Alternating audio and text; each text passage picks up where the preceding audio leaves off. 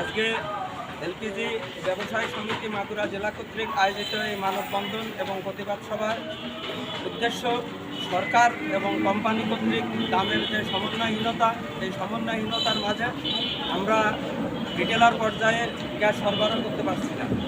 কোম্পানির রেট বেশি, সরকারের রেট কম, এখানে সমন্বয়হীনতা দেখা দিয়েছে, যার কারণে ভোক্তা অধিকার বিভিন্ন সময় বিভিন্ন ডিলার পয়েন্টে যে ওনাদের ইচ্ছামতো জরিমানা করতেছে, যার কারণে আমরা ব্যবসায়িকভাবে ক্ষতিগ্রস্ত হচ্ছি।